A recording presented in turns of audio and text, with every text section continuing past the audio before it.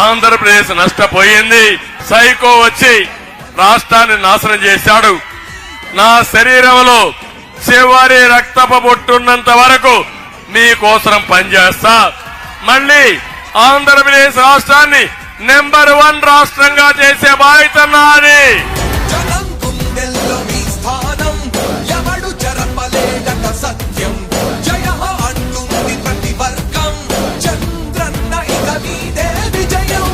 ఒకప్పుడు నేను చూశాను ఆడబిడ్డలు ఇంట్లో వంట చేయాలంటే పెద్ద సమస్య. గంటల తరబడి వంటింట్లో ఉండేవాళ్లు.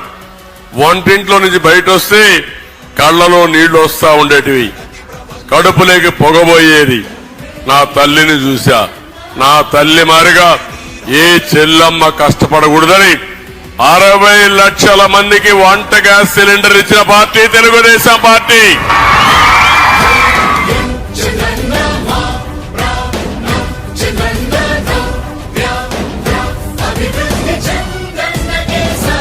అందరికి విజ్ఞప్తి చేస్తున్నా, మీరు నాకు ఇచ్చే సహకారం 175 సీట్లలో 25 పార్లమెంట్ సీట్లలో తెలుగుదేశం ఉంటే సైకిల్ కేయండి, జనసేన ఉంటే గాజు గ్లాస్ కేయండి, బీజేపీ ఉంటే కమలం పువ్వు కోటేయమని కోరుతున్నాను.